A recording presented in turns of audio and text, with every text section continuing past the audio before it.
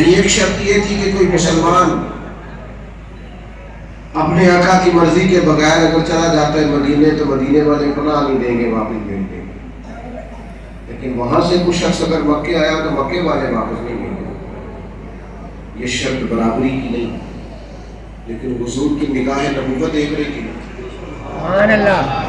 وہ پھر جو آئے مدینے اور جنہیں نبی پاک نے نہ رکھا وہ واپس مکے نہیں گئے، وہ مجاہدوں کی جماعت بن گئی۔ سبحان اللہ۔ حضرت ابو بصیر، حضرت ابو جندر، وہ ایسی جماعت تیار ہوئی کہ سب سے زیادہ پریشانی اسی شرط کی ہوئی، بعد میں کافر ہے سب سے زیادہ۔ اور جس شرط پر انہیں بڑا ناز تھا نا، ہم نے منوا لیا، پھر اسی شرط کی توڑوانے کے لیے آئے کہ نہیں نہیں آپ رکھ لیں۔ یہ تو مجاہدوں کی جماعت الگ سے تیار ہو رہی، اب یہ شرط سخت تھی، اس کو ماننا ذرا مشکل تھا، کیسے مانے؟ برابری کی سطح پہ نہیں ہے، صحابہ خاموش ہیں، لیکن بہت سارے ذہن ہیں جن ذہنوں کے اندر سوالات ہیں، اور سوال بعض جگہ پہ اٹھتا ہے، میں نے کہا ہے، اور سوال جائز ہو تو اس کا اٹھنا کوئی منع بھی نہیں ہوتا۔ حضرت عمر، یہ بخاری ہے، سیدنا فاروق اعظم سبحان اللہ۔ نبی پاک کے بارگاہ میں آئے اور جذبہ جہاد سے معمور ہو کر عرض کی، یا رسول اللہ آپ بھی سچے ہیں، قرآن بھی سچا ہے، اسلام بھی سچا ہے، پھر ہم دب کے صلح کیوں کریں؟ حضور کیوں یہ شرط ہمارے جذبہ جہاد ہے؟ تو حضور فرمانے لگے، عمر میں اللہ کا رسول ہوں، میں مرضی سے نہیں بولتا، وہی کہتا ہوں تو میرا رب مجھے حکم دے۔ سبحان اللہ۔ اب کافروں نے کہا تھا اس سال واپس آئے، اگلے سال آئیے گا عمرہ کرنے، بندے ہوئے احرام کھولنا، اور بھائی نہ بولے، پیچھے جو دوست ہیں وہ بہت زیادہ بول رہے ہیں، مہربانی فرمائیں، آپ تو بہت اونچا بول رہے ہیں، اللہ آپ کو سلامت رکھے، بس یہ آپ تشریف رکھیں۔ ٹھیک ہے جی، ماشاء اللہ، اتنا خوبصورت انتظام ہے۔ انہوں نے وعدہ کر تو لیا ہے کہ آئندہ پروگرام رکھیں گے تو جگہ وسیع ہو جائے گی انشاءاللہ، اور پھر پیوستہ رہے شجر سے امیدیں بہار کا ختم ہو جائے گا۔ ابھی ذرا تھوڑی سی آپ کو دقت ہو رہی ہے، دوست اصل میں بہت زیادہ آ گئے، جگہ کچھ تھوڑی سی، پر ہمارا بھی مسئلہ یہ ہے کہ ہمارے ساتھ سب جگہ ہی ایسے ہوتا ہے۔ اللہ تعالیٰ آپ کی محبتوں کو سلامت رکھے، اگر آپ بڑا پیار کرتے ہیں تو ہم بھی آپ سے بڑا ہی کرتے ہیں۔ توجہ فرمائیے گا میری بات پر۔ اب حضرت عمر نے عرض کی کہ یا رسول اللہ قرآن سچا، اسلام سچا، آپ سچے، تو حضور دب کے صلح کیوں کریں؟ تو فرمایا میں اللہ کا رسول ہوں، میں اس کے حکم سے بات کرتا ہوں۔ جناب عمر نے عرض کی، حضور آپ نے فرمایا نہیں تھا کہ عمرہ کریں گے، تیاری کرو؟ تو حضور مسکرائے، فرمایا کہا تھا عمرہ کریں گے، یہ تھوڑی کہا تھا کہ اسی سال ہی کریں گے، بڑے عمرے کریں گے۔ آپ دیکھیں نا کتنے عمرے کر رہی ہے عمر، کہتے ہیں سال میں کئی کئی عمرے نصیب ہوتے ہیں مسلمانوں، کریں گے عمرہ، یہ کب کہا تھا کہ اسی سال ہی کریں گے؟ حضرت عمر کہتے ہیں میں واپس آیا، لیکن کمال کی بات بتاؤں، چند قدموں کے فاصلے پر دور حضرت صدیق اکبر بھی تھے، میں نے وہی سوالات دہرائے جو میں نے حضور کی خدمت میں دہرائے، وہی، ملاقات نہیں ہوئی ان کی نبی پاک سے، لیکن وہ ایسے شناسہ تھے حضور کے مزاج کے، ایسی معرفت رکھتے تھے، ایسی نبی پاک کی رضا کو پا گئے تھے کہ اس رنگ میں ڈھل گئے تھے پوری طرح۔ فرماتے میں قربان جاؤں، میں نے آ کے عرض کیا ابو بکر حضور بھی سچے، قرآن بھی سچا، اسلام بھی سچا، دب کے صلح کیوں کرے؟ کہنے لگے وہی جملے جو نبی کریم نے فرمائے تھے۔ حضرت صدیق کہنے لگے عمر تجھے تیری ماں ہوئے، وہ اللہ کے رسول ہے، وہ جو فرماتے ہیں رب کے حکم سے فرماتے ہیں۔ انہوں نے کہا تھا آنا ہے تو تب بھی اللہ کا حکم تھا، انہوں نے کہا ہے یہاں سے واپس جانا ہے تو پھر بھی اللہ کا حکم ہے، ہم غلام ہیں، ہم نے غلامی کرنی ہے۔ حضرت عمر کہتے ہیں میں نے فوراً کہا، نبی کریم نے فرمایا نہیں تھا کہ چلو احرام باندھو عمرہ کریں گے؟ کہتے ہیں حضرت صدیق بھی مسکرا اور مسکرا کے فرمانے لگے فرمایا تھا محبوب نے، پر یہ تھوڑی فرمایا تھا کہ اسی سال ہی کریں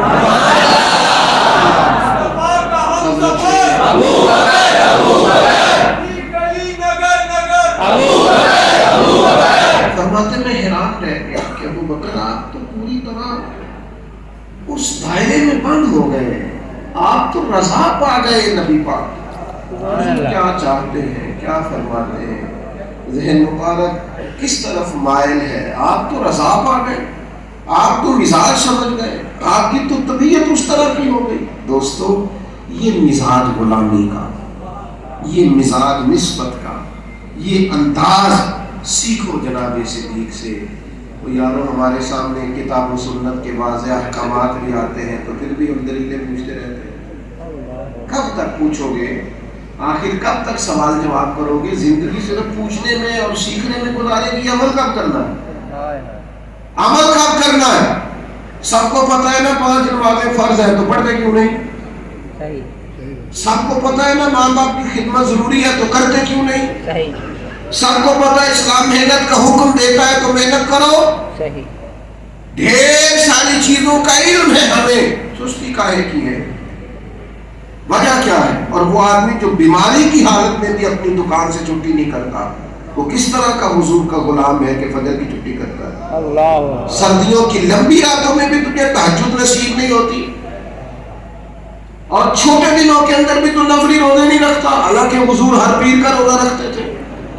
خدا کے بندو عمل کب کرنا ہے؟ عمل کا ذائقہ لو, زندگی کو ڈھال لو حضور کی غلامی میں. یہ پیغام ہے حضرت صدیق اکبر کا. ساری زندگی یہی کہتے رہنا کہ بس مجھے کچھ سمجھ آ جائے, میں کچھ چل جاؤں. کیا سمجھنا چاہتے ہیں آپ؟ دین تو کھلی کتاب کی طرح, آپ کیا سمجھنا چاہتے ہیں؟ میں اور آپ جو بھی کام کاج کرتے ہیں نا, ہم سب کو پتا ہے کہ یہ رزق جو میں کما رہا ہوں یہ میرے لیے جائز ہے یا ناجائز ہے. کس حد تک؟ یہ تو گٹھی میں چیزیں ہیں, بعض چیزیں تو فطرتی ہیں. کیا سیکھنا چاہتے ہیں مثلا ہم مزید؟ کون سی گتھیاں کھولنا چاہتے ہیں؟ ہمارے بزرگوں کا تو طریقہ یہ تھا کہ جو سیکھ لیا اس پر عمل کرو, جس کا پتہ چل گیا اس پر عمل کرو. ہم جان بوجھ کر سوچتے ہیں, ہم جان بوجھ کر بہت ساری جگہوں پہ آنکھیں بند کیے ہوئے ہیں. اپنے ساتھ زیادتی نہ کرو, وقت بیتتا جا رہا ہے, کالے بال سفید ہو رہے ہیں, صحت مند جسم بیمار ہو رہے ہیں. ہمارے دائیں بائیں بسنے والے بہت سارے ایسے تھے جنہیں ہم قبرستانوں میں چھوڑ آئے. وہ بھی ارادہ کر رہے تھے کہ بس اب ٹھیک ہو جائے گی, کچھ عرصے کے بعد بدل جائے گی. عمل کرو, یہ پہلا پیغام ہے حضرت صدیق اکبر کا. اور پھر ہمارے یہاں نسبت کا بہت زیادہ لوگ اظہار کرتے ہیں. میں فلاں پیر صاحب کا بڑا پیارا ہوں, تو آپ کے اخلاق بتا دیں کہ آپ کتنے کو پیارے ہیں. وہ فوٹو آنے سے تھوڑی بندہ پیارا ہوتا ہے. میرا فلاں بزرگ سے بڑا قریبی تعلق ہے, تو وہ آپ کی عملی کیفیات بتا دیں کہ آپ نے ان سے کیا دیا, ورنہ کہیں دور رہ کے بھی بڑا کچھ سیکھ جاتا ہے. میں جناب میری نسبت بڑی قریب کی ہے. اگر تیری نسبت قریب کی ہے تو تیری ذمہ داری بھی زیادہ ہے, تیری ڈیوٹی بھی زیادہ ہے. تیرے اندر تو خیر زیادہ ہونی چاہیے تھی. تو دینی, میں اکثر دوستوں سے کہتا ہوں یہ ہمارا نظریہ ہے نا کہ نبی پاک ہمیں دیکھتے ہیں, غیر تو نہیں نا مانتے. ہم کہتے ہیں نا حضور ہر جگہ دیکھتے ہیں, تو پھر ہماری تو تنہائیاں بھی پار ہونی چاہیے, ذمہ داری بڑھنی چاہیے. لیکن اسٹیٹس معیار کیا ہے زندگی کا؟ ذمہ داری زیادہ. حضرت ابوبکر صدیق رضی اللہ تعالیٰ عنہ, نبی کریم نے نماز پڑھائی, حضور نے تکمیل نماز تک پوچھا آج روزہ کس کس نے رکھا ہے؟ تعلق زیادہ تھا, درجہ زیادہ تھا. روزہ کس نے رکھا ہے؟ حضرت صدیق نے ہاتھ کھڑا کر کے عرض کی حضور آپ حکم نہ پوچھتے تو شاید نہ عرض کرتا, اللہ نے مجھے توفیق دی. فرمایا آج مسکین کو کھانا کس نے کھلایا؟ یا رسول اللہ اس عاجز کے حصے میں یہ ساتھ ہے. کسی نے آج کسی مسکین کی مدد کی ہے؟ حضور نے کی ہے. فرمایا کسی نے کوئی جنازہ پڑھا ہے؟ یا رسول اللہ میں نے پڑھا. ہر کام میں آپ پہلے نمبر پہ ہیں, ہر کام میں آپ پہلے نمبر پر ہیں. عملی طور پر اپنے آپ کو اتنا تیار کر لیا ہے, اتنا چست کر لیا ہے کہ خیر کٹھی کر لیں. یہ بھی کیا ہے, یہ بھی کیا ہے, یہ بھی کیا. حضور فرمانے لگے جنتیوں کی 360 صفات ہیں, کسی میں ایک بھی پائی جائے تو جنتی ہے. حضرت صدیق عرض کرنے لگے حضور میرے اندر کتنی ہے؟ 360 ساری کی ساری ساری صفات ہی جنتیوں والی ہے، ساری ادائیں ہی جنتیوں والی ہے، سارے رنگ کی جنت۔ میں آپ سے عرض کروں، میں اس طرح کی باتیں نہیں کرتا، میں اس طرح کی باتیں نہیں کرتا، میرا مزاج نہیں ہے، لیکن حضرت ابوبکر صدیق کے بارے میں کوئی بندہ بحث کا دروازہ کھولنا چاہے نا کبھی، تو مجھے اس بندے پہ رحم آتا ہے۔ میں کہتا ہوں تو اپنا منہ دیکھ، اپنی حیثیت دیکھ اور ابوبکر صدیق کو دیکھ۔ تو سورج کی بات کرنے لگا ہے، تو اس چاند کی بات کرنے لگا ہے، تجھے پتہ ہے تو کس کی بات کرنے لگا ہے؟ اس شخص کی بات کرتا ہے جس کو مدینے والے محبوب نے چاہا ہے، جن سے حضور نے پیار فرمایا ہے، جن کو نبی پاک علیہ السلام نے فرمایا تیار رہنا ابوبکر، ہجرت کا حکم ہونے والا ہے۔ سیدہ عائشہ صدیقہ فرماتی ہے مجھے نہیں پتا تھا پہلے کہ لوگ محبت میں بھی روتے ہیں، یہ تو جس رات حضور میرے والد کو لینے آئے ہیں نا کہ آؤ چلیں ہجرت میں، میں نے اپنے باپ کی آنکھوں میں چھم چھم آنسو دیکھے تو میں سمجھ گئی کہ یہ محبت میں بھی روئے گا، مجھے سعادت ملی ہے ساتھ جانے کی تو وہ آنسو بہائے۔ یہ نقطہ عروج اللہ تعالیٰ نے جناب ابوبکر صدیق کو دیا۔ آپ کس کی بات کر رہے ہیں؟ آپ اپنی حیثیت کو دیکھیں، آپ روح کی بات کریں گے ترس آتا ہے آپ کی عقل پر کہ آپ کا یہ معیار ہے۔ عزیز دوستو، حضرت ابوبکر صدیق رضی اللہ عنہ، انہوں نے اپنے آپ کو پوری طرح ڈھال لی، اور یہ پتہ ہوتا کیا ہے، زیادہ باتیں نہیں کرنی، بس بات کو سمیٹنے لگا بڑی جلدی۔ ہوتا یہ ہے کہ جب کچھ لوگ طے کر لیتے ہیں نا اسلام کے اندر 40واں حصہ زکوٰۃ ہے، 2.5% دیں گے آپ، اور پھر اس پر بھی شرائط ہیں کہ وہ آپ کی ضروریات سے زیادہ ہو، سال گزر چکا ہو، یعنی بڑی اسلام سخت پابندیاں نہیں لگاتا۔ حضرت ابوبکر صدیق رضی اللہ تعالیٰ عنہ کئی بار سارا مان لیں گے۔ آپ اگر زیادہ غور کریں نا میری بات پر تو بعض اور صحابہ نے بھی کہا تھا حضور سارا دینا، حضرت ابو لبابہ نے بھی کہا تھا حضور سارا دینا، فرمایا نہیں، چوتھا حصہ دیں، باقی اپنے بچوں کو۔ حضرت ابی بن کعب نے غالباً حضرت کعب بن مالک یا حضرت ابی بن کعب ان میں سے بھی کسی نے حضور سارا دینا ہے، فرمایا نہیں بھائی ایسے صدقہ نہ دو کہ تمہارے بچے پھر کسی کے سامنے سوال کرتے پھریں، ایک حصہ دو، چوتھا اور 3 حصے اپنے گھر میں دو، باقیوں کو منع کیا۔ سارا نہیں لانا، وہ لے کے آئے تو فرمایا تم چوتھا حصہ دو۔ ابوبکر صدیق کئی دفعہ سارا ہی لائے، فرمایا تو لے، تیرا سارا ہی قبول ہے۔ یہ انداز نہ دیکھے نا بیاں ہو کس زبان سے مرتبہ صدیق اکبر کا کہ محبوب خدا محبوب ہے صدیق اکبر کا، اور لٹایا راہ حق میں گھر کئی بار، ایک دفعہ نہیں، لٹایا راہ حق میں گھر کئی بار اس محبت سے کہ لٹ لٹ کر حسن گھر بن گیا صدیق اکبر۔ کئی دفعہ سارا لائے، سارے قبول ہے، آنے رکھ لیا سرکار۔ اور ایک روایت مجھے بڑی پسند ہے، میں جھوم جاتا ہوں جب اسے پڑھتا ہوں، طبیعت تازی ہو جاتی ہے۔ حضرت صدیق اکبر کی عظمت پر ساری باتیں بڑی انفرادیت والی ہیں، پر یہ جو رنگ ہے نا یہ میری طبیعت کو بڑا باغ و بہار کرتا ہے۔ حضور فرماتے ہیں میرے پاس جس کے بھی پیسے آئے نا میں نے امانت سمجھ کے خرچ کیا، لیکن جب ابو بکر کی آئے تو میں نے اپنے سمجھ کے خرچ کیا، اپنے سمجھ کے خرچ۔ اتنی بڑی عظمت، اتنی بڑی شان، اتنا بڑا مرتبہ، یہ اپنے ہے، یہ اپنا مال ہے، اپنے سمجھ کر کے خرچ کیے میں نے۔ ایک دن فرمایا لاؤ بھائی مال، تو حضرت سیدنا عمر کہنے لگے آج میں نے سوچا میں بڑھ جاؤں گا، تھوڑے نہیں لائے حضرت عمر بھی رضی اللہ عنہ، 50% گھر کا مال۔ یہ بڑا مشکل کام ہے، یہ بڑا مشکل کام ہے کہ آدمی آدھا مال ہی دے دے اللہ کی راہ میں، پورا 50% ناپ تول کے لائے۔ 2.5% تو زکوٰۃ ہے نا، سال کے بعد وہ بھی اضافی مال پر، وہ بھی اس پر سال گزرے، 50% لائے۔ ہمارے خیال تھا ابو بکر صدیق سے آگے بڑھوں گا، لیکن انہوں نے تو حد کر دی۔ اور سارا مال ہی باندھ لیے، وہ جو کپڑے پہنے تھے وہ بھی باندھ لیے، بوریے کا لباس پہن لیے اور آ کے حضور کی بارگاہ میں ہر چیز ہی رکھ دی. سیانے بڑے تھے نبی کریم علیہ السلام. اور حضرت عمر کہتے ہیں حضور کے سوالوں میں بڑا فرق تھا. مجھ سے نبی پاک نے پوچھا کیا لے کے آئے؟ میں نے کہا حضور آگا. مجھ سے پوچھا لے کے کیا آئے؟ جب باری جناب صدیق کی آئی کہ حضور فرمانے لگے گھر کیا چھوڑ گیا ہے. سوالوں میں اتنا فرق ہے، یعنی انداز گفتگو دیکھیے کہ مجھ سے حضور فرماتے کیا لائے ہو؟ میں نے کہا حضور آگا. جناب صدیق سے پوچھا گھر کیا چھوڑ کے آئے ہو؟ تو اس کا جواب کیا تھا؟ حضور سارا لے آئے. صحیح. یہ پہلے صوفی بھی ہیں اس امت کے، پہلے درویش. امت ادب سیکھے گی، عشق سیکھے گی، معرفتگی سیکھے گی، کچھ بھی سیکھے گی تو جناب صدیق سے سیکھے گی.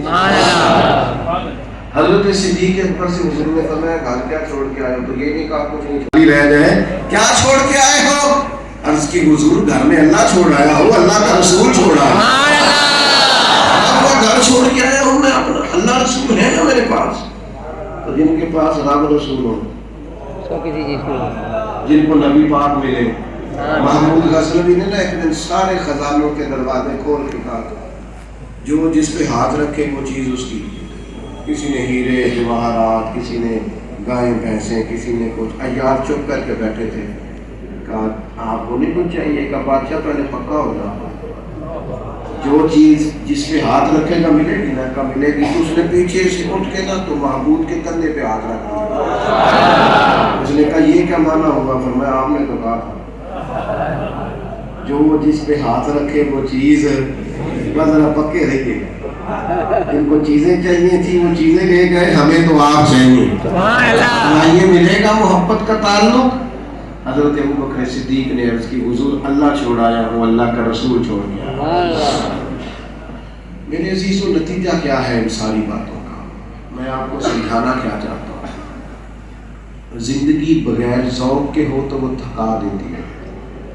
آپ کوئی کام بھی محبت سے کریں تو وہ کام تھکاوٹ پیدا نہیں کرتا، اور وہی کام آپ ذرا اکتا کے کریں، پریشان ہو کے کریں تو آپ کو تھکا دیتا ہے.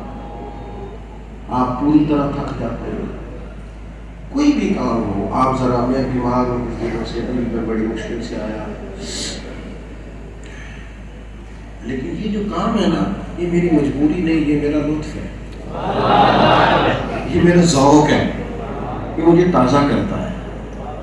یہ اگر تو بندہ کسی کام کو کرتا ہے نا بڑی مشقت کے ساتھ اور وہ کرنا نہیں چاہ رہا، بڑا مشکل میں ہے، تو وہ کام اسے تھکا دیتا ہے. لیکن اگر اسے اپنے کام کا مزہ آئے نا تو پھر وہ کام. میں حضرت ابوبکر صدیق کی ساری باتیں جو اس نشست میں ہو سکیں کر کے صرف آپ کو یہ سمجھانا چاہتا ہوں، ایمان کا مزہ لو، غلامی رسول کا لطف حاصل کرو، ذوق اور شوق اپنی زندگی میں پیدا کرو. یہ دو سواریاں ایسی ہیں جو ہر مشکل میں آسانی فراہم کریں. آپ تازہ دم رہیں. یہ جو آپ کو حضور کے فضائل علماء سناتے ہیں نا، نبی پاک کے صحابہ کی عظمتیں سناتے ہیں، یہ آپ کو تازہ دم کرنا چاہتے ہیں. یہ طبیعت سے سختیاں دور کرنا چاہتے ہیں. یہ چاہتے ہیں کہ آزمائشیں اور پریشانیاں دور ہوں. آپ اگر اپنی طبیعت کو تازہ رکھیں گے نا، یعنی ذہن بنا لیں کہ کتاب و سنت میں جو آیا ہے وہ ہمارے فائدے کے لیے، اور پورے طور پر ہمیں اس پر عمل کرنا ہے. یہ ذہن بنائے. ہمارا دور جو ہے نا یہ بحثوں کا دور ہے. بحث کرا رہے ہیں صبح سے شام تک جتنی مرضی، لیکن عمل کرانے کی باری آئے تو لوگوں کو کام یاد آ جاتا ہے، وہ مصروف ہو جاتے ہیں، ان کو منہ گالے لگتی ہے. بحث کرائیں آپ صبح سے شام تک اور جام کے کرائیں. اور آپ آدمی بحث کر بھائی اتنا نہیں لمبا چوڑا کام. آپ چیزوں پر پوری طور پر آگاہ ہے، صرف اب عمل کی ضرورت ہے. کمزوری سے باہر نکلیں، عملی زندگی کا سفر کریں. اللہ کی بارگاہ میں دعا کرتا ہوں جو کہہ سکا ہوں اللہ قبول فرمائے. ایک بات جو میں نے دوران گفتگو بھی کہی تھی، پھر ایک دفعہ دہراتا ہوں کہ راتیں کافی لمبی ہیں. کوشش فرمائیں تہجد میں آنکھ کھلے تو تھوڑا سا نہ جلدی سوئیں. کوئی ایسا مشکل کام نہیں، ذرا سا موبائل کو ٹائم کم دے گا، تھوڑا سا اس کو جلدی 1-2-4 دن آپ ایسا کریں گے تو ذہن بن جائے گا انشاءاللہ۔ موبائل کو ٹائم تھوڑا دیں، تھوڑا جلدی سوئیں۔ صبح تہجد میں یہ بڑے مزیدار دن ہے، آپ کو کبھی یہ مزہ لگ جائے نا صبح اٹھ کے سجدہ کرنے کا اکیلے میں، تو یہ بھی ایک بڑا لطف ہے۔ اور نوجوانوں سے کہوں گا کہ روزہ کم از کم پیر کا تو ضرور رکھیں، ہفتے میں ایک روزہ تو ان دنوں میں، اور یہ سعادت ہے جب آپ تھوڑا سا بھوک سے اپنے آپ کو آزماتے ہیں تو نفسانی خواہشات بھی کمزور ہوتی ہیں، انسان اپنے آپ کو روحانی طور پر طاقتور سمجھتا ہے۔ اللہ تعالیٰ عمل کی توفیق دے۔ میں آپ کے سامنے حاضر ہو گیا، میں امین بھی ہوں، آپ نے مہربانی نہیں، آپ مان جائیں جی، آپ تو فوٹو لے رہے ہیں، آپ نے مہربانی کرنی ہے۔ میں ذمہ داری سے کہتا ہوں کہ مجھے زیادہ خوشی اس وقت ہوتی ہے جب آپ بات مانتے ہیں۔ ہاتھ چومنے میں کیا بات ہے، کم از کم میں اس قابل نہیں ہوں کہ میرے ہاتھ چومنے میں، میں آپ کو دیانتداری سے کہتا ہوں۔ اللہ تعالیٰ ہماری پردہ پوشی فرمائے، تو یہ کام نہیں ہونا چاہیے۔ اللہ جزائے خیر عطا کرے۔